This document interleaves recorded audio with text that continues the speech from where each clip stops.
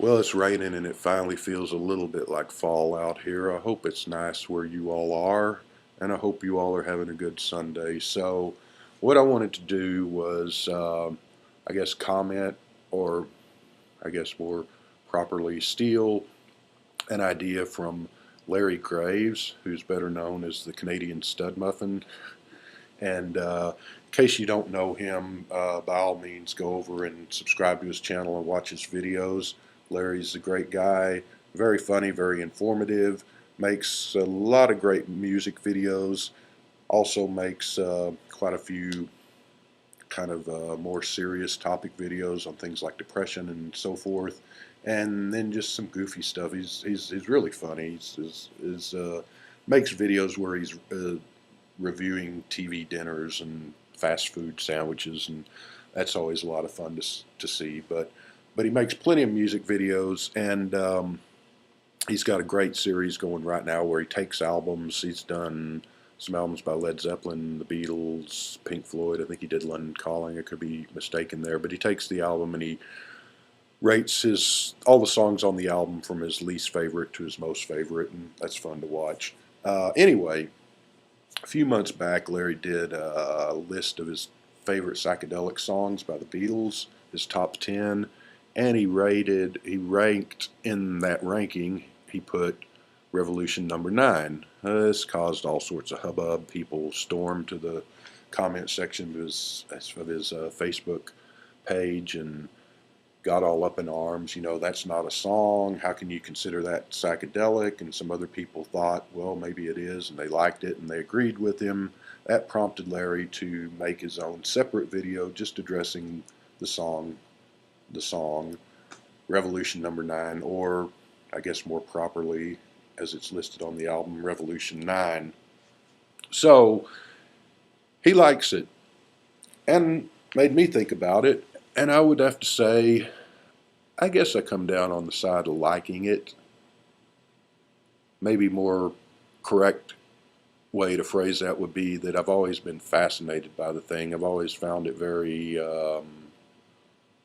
off-putting and mysterious and just a strange puzzle of a thing. I don't play it very often. I don't go out of my way to play it, that is. When I play the White Album at home, I'll just play the whole thing through and listen to it. When I play it in the car on CD, most of the time, more often than not, I'll skip it. But it's would it be in my top 10? Wouldn't be in my top 20 Beatles songs. But I've always, like I said, been fascinated by the thing, and so I thought it'd be fun to talk about it a little bit and get you all's thoughts on it, on whether you think it's just a hunk of junk, a sore thumb on an otherwise great album, or whether you think it's a revolutionary, strange, and intriguing bit of darkness, I guess. So I always thought about, well, back in first grade, before I was really into the Beatles, I knew who they were, but I didn't really have an opinion one way or the other too much. A friend of mine, he was big time into the Beatles. He had, like myself, he had older siblings that were around, that were, I don't know how much older they were than him, 5, 10 years or whatever, but they were around when the Beatles were actually putting out new records and stuff. So he was a big Beatles fan, and he used to talk about the White Album, Revolution number 9, and the whole Paul is Dead story.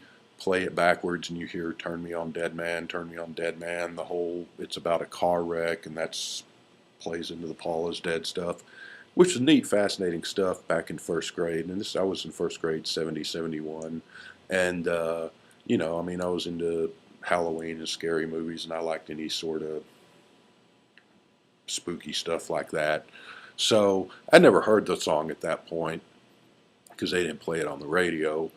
I ended up getting into the Beatles really big time a couple of years later when I was in third grade, and got a lot of my brother's old Beatles albums that they had left at home when they went off to college and so forth. They didn't have the White Album in there, but I finally got a copy of it and heard the song, and it always has.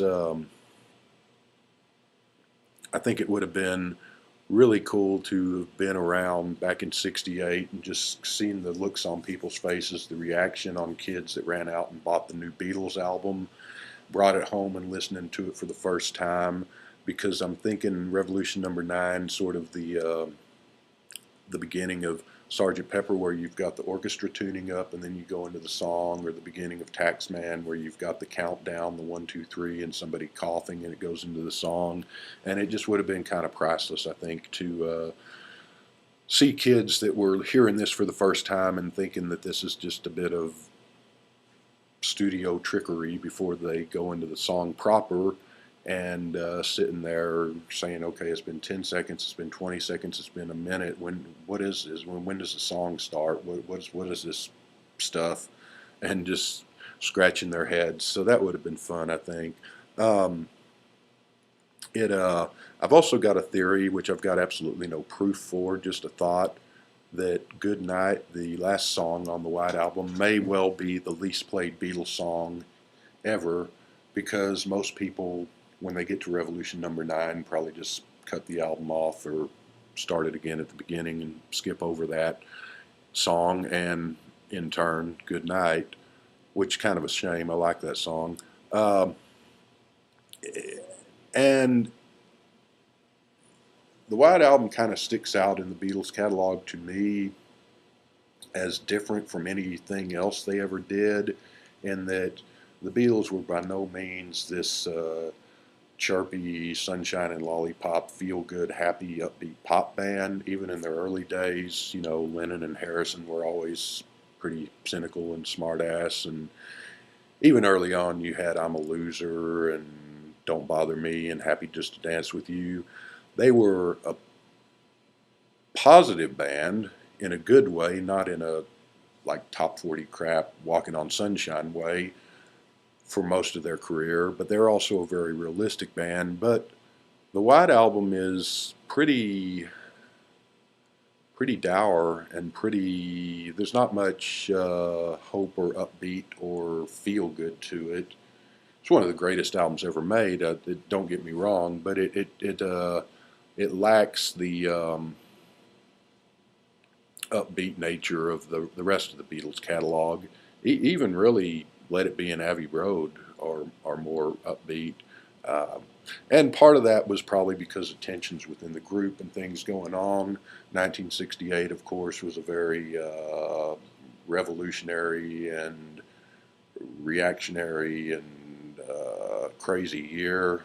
Vietnam and King and Bobby Kennedy and student protests and sort of all that going on. Probably some dissolution with the Summer of Love, which all that hippie stuff seems a little silly in retrospect, but at the time, a lot of people probably bought into it and thought they were actually going to change the world. And here, a year later, that dream had largely hit reality and turned sour. So there's probably a little bit of that at play at the White Album. Now, with Revolution Number Nine, I also think, did John Lennon, was he just taking the piss and goofing around and having a laugh? Kind of him and Dylan used to laugh. I've heard of people studying their lyrics for this deep meaning when they were just really writing songs, they said. And so was he doing that, thinking that people would be poring over this thing, looking for some kind of meaning? Where's the art? Where's the meaning here? And having fun? Or was it really some kind of commentary by him on the events of the turbulence of the late 60s, and maybe the turbulence of the Beatles fracturing relationships at that time? I don't know, and that's something to think about. But and when you think about it, the albums that he was starting to make with Yoko at that time, the Two Virgins, Life with the Lions, all that stuff, what I've heard of them, I own them. I've never listened to them all the way through, but Two Virgins, what little I've ever listened to it, kind of just sounds like an album version of Revolution Number Nine in some ways. So I don't know if he was just whacked out on drugs, if he was just having fun and goofing around, or if he was actually trying to make some kind of a serious statement with Revolution 9. Was he, being influenced by Stockhausen and Music Concrete and stuff like that? I don't know. So I've also often wondered if John Lennon ever listened to the damn thing after he recorded it, or if he ever listened to Two Virgins or Life with the Lions again after he recorded it. Anyway, um,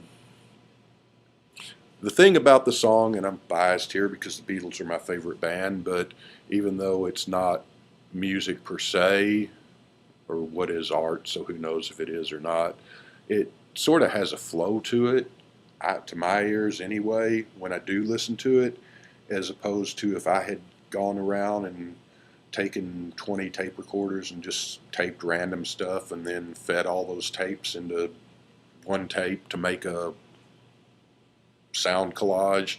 It would just sound like a bunch of random jumble, I'm sure. But John Lennon, I think John and George and Yoko are the primary ones that worked on this thing. I don't think that Paul and Ringo were really involved. Might be wrong there, but um, when John and did it, it has an ebb and a flow to it anyway, if not a song proper to my ears, I think. But there you go. So, and it also, like I said, the album is not an upbeat, happy album. It kind of plays into the creeping dread factor that I call on the album. Songs like Cry Baby Cry, which is one of my favorite songs on the album, kind of a fractured fairy tale. That weird, creepy Can You Take Me Back little snippet by Paul that feeds into Revolution Number 9. Some of the early things on there, I guess Your Blues, Helter Skelter, though Helter Skelter's probably in retrospect after all the Charles Manson stuff, but um, even uh, some of the other songs on there that sort of play in there, and then Good Night is sort of a denouement of finally getting to sleep and maybe a better day ahead tomorrow. But yeah, I mean, it plays into the feel and the theme of Glass Onion, Dear Prudence, and quite a few of the other songs on the album, I think. So I don't go out of my way to listen to the song, but I do play it every once in a while. And it is one of those weird things that if you pay attention to it, you sort of notice different things each time you hear it, which is also true of the White Album. I mean, I've had that thing for 40 some years, and every time I play it, it seems like I notice something new about it, even though I already know the album like the back of my hand. But I'm looking at my notes here to make sure I didn't skip anything. But yeah, so is it the Beatles' worst song, or is it a thing of greatness? Is it the logical progression from Tomorrow Never Knows and Strawberry Fields and I Am the Walrus, or is it just John goofing around?